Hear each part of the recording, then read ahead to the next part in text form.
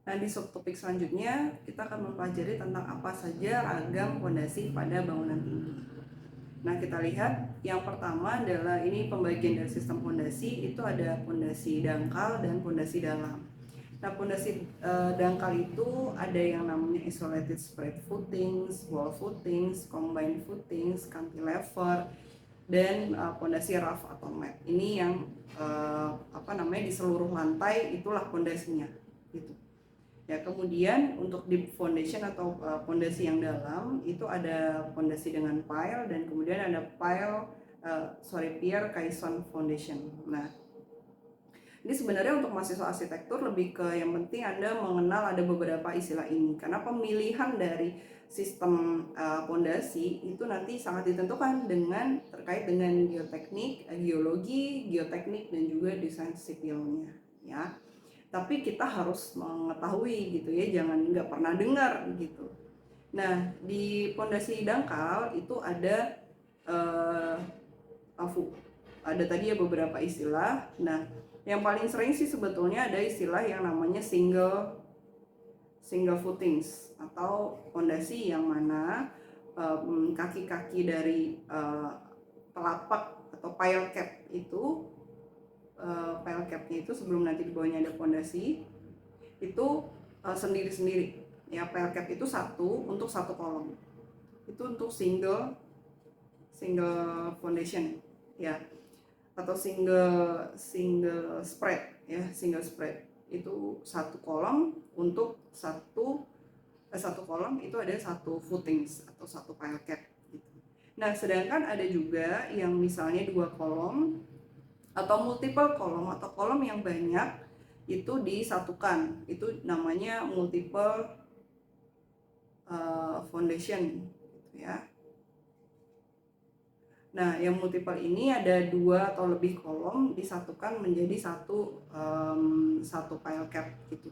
Nah, pertimbangannya apa? Tentunya kaitannya nanti di bawah tanahnya atau tanah bedrocknya itu titiknya sama gitu ya, dan mungkin resiko daripada sistem struktur atasnya juga tidak terlalu besar, itu bisa saja seperti itu ya. Nah, tetapi ada baiknya memang disendiri-sendirikan saja karena kalau terjadi apa-apa dia tidak merusak seluruh ke seluruh atau ke beberapa bagian, tapi hanya satu saja yang rusak. Nah, tadi untuk multiple foundation itu ada yang dia menerus ya, seperti ini combined footings, ini menerus platnya atau pile capnya. Sedangkan ada yang pile capnya dia itu single sebenarnya, kemudian digabung dengan strap beam. Nah, strap beamnya itu yang ini. Itu saya hapus kembali saja. Nah, strap ini adalah yang dimaksud dengan strap. Ya, ini ada beam atau balok yang menghubungkan antar kolom. Ya. Kemudian ada juga bagian dari multiple foundation itu adalah yang dia sampai satu lantai itu satu pile cap gitu ya istilahnya gitu. Nah, itu disebut dengan rough foundation ya, atau mat foundation itu tadi. Nah, itu ada perbedaannya. Kemudian itu tadi terkait dengan pondasi dangkal. Nah, jadi Anda harus catat ya, tidak sepenuhnya dituliskan di dalam penjelasan ini. Nah, kemudian terkait dengan pondasi dalam itu tadi pondasi pendek gitu ya atau dangkal. Nah, kemudian yang pondasi dalamnya itu ada yang model pile ya.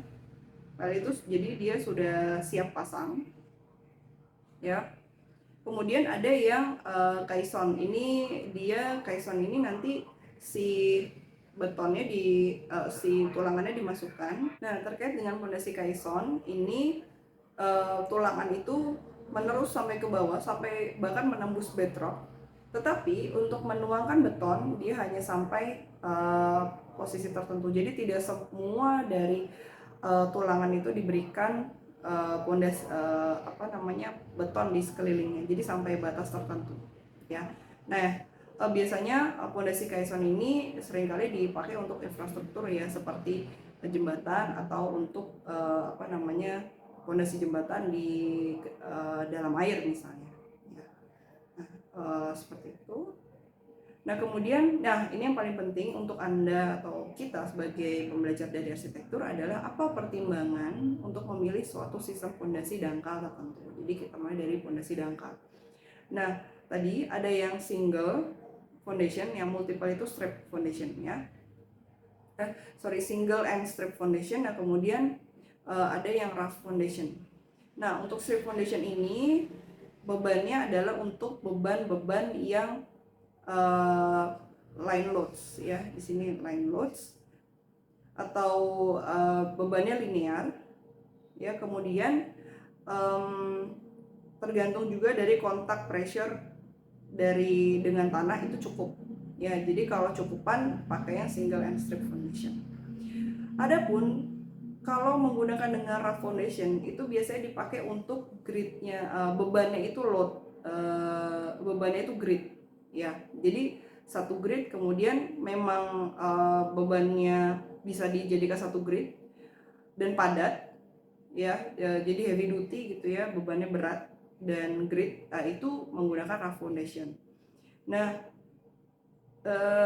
ini juga biasanya perlu menghomogenisasikan suatu kondisi tanah. Jadi misalnya kondisi tanahnya ini ada perbedaan di beberapa titik tapi kok deket-deketan gitu. Ya udah kalau gitu bisa dibuatkan di rough foundation. Kira-kira seperti itu. Tapi sebenarnya nggak sesederhana itu ya. Tapi kira-kira itu penjelasan ringkasnya atau sederhananya. Walaupun dalam praktik tentu tidak sesederhana itu. Jadi ada yang menggunakan single and strip foundation dan rough foundation. Nah kemudian terkait dengan kalau tadi fondasi dangkal, nah sekarang ini adalah fondasi dalam ya. Nah sekali lagi ini kita sebagai pembelajar arsitektur tentunya tidak terlalu ditekankan untuk bagaimana cara menghitung misalnya, tetapi setidaknya kita mengenal ada beberapa fondasi dan pertimbangan umumnya apa sih memilih fondasi tersebut, sehingga kita at least tahu gitu ya. Nah yang pertama adalah pertimbangan umum. Pertimbangan umum ini yang perlu diperhatikan adalah lokasi dan jenis dari struktur. Kemudian distribusi dari pembebanan, kemudian ada kondisi tanah, kemudian teknologi dari peralatan ya, peralatan konstruksi, apakah itu mudah diakses atau tidak mudah didapatkan gitu. Nah kemudian tentunya persyaratan ketahanan bangunan ya, di Indonesia misalnya dengan di Jepang, nah itu ada perbedaan dari ketahanan yang diperlukan. Nah kemudian dampak dari pemasangan fondasi. Jadi itu biasanya kaitannya dengan kondisi sosial ya. Jadi apakah dengan teknologi tertentu kan fondasi itu kan ditancapkan ke tanah itu kan berulang kali ya. Nah misalnya seperti yang fondasi dalam tadi ya, dengan pile gitu, itu kan harus didok-dok ya ke bawah tanah gitu, dipakukan ke bawah tanah. Nah apakah itu mengganggu? Nah kemudian selain itu apakah itu merusak dari struktur bangunan yang ada di sekitarnya? Nah itu harus dipertimbangkan pemilihannya.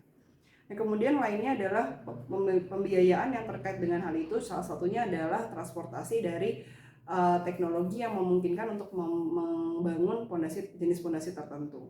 Nah kemudian adalah tentunya ketersediaan dari tenaga kerja yang bisa melakukan pekerjaan ini gitu. Jangan sampai kita cari yang mahal tapi udah susah bikinnya, terus harus manggil orang dari luar negeri misalnya. Nah itu kan costnya jadi lebih tinggi gitu, dan padahal itu sebenarnya nggak perlu banget gitu. Nah hal lainnya adalah yang menjadi highlight ini adalah juga soal kegempaan ya. Ada gempa itu menimbulkan beban inertial loading. Nah kemudian ada juga kinematic loading. Nah inertial loading ini adalah ketahanan bangunan untuk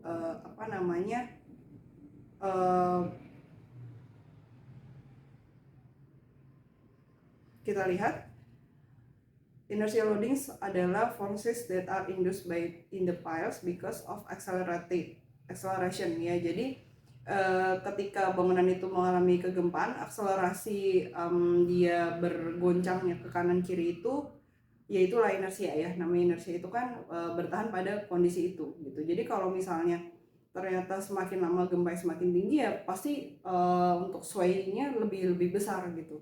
Ya, jadi harus menggunakan pondasi yang lebih kuat lagi atau mungkin lebih dalam lagi kedalamannya. Nah, kemudian ada kinematic loadings. Nah, ini yang diakibatkan oleh pergerakan tanah.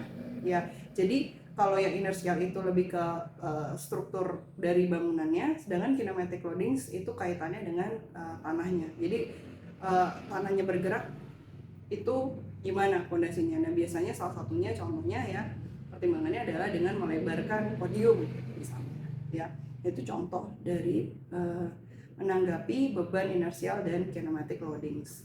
Nah, itu adalah beberapa hal pertimbangan yang harus dipikirkan di dalam atau diketahui di dalam merancang fondasi bangunan bertingkat tinggi.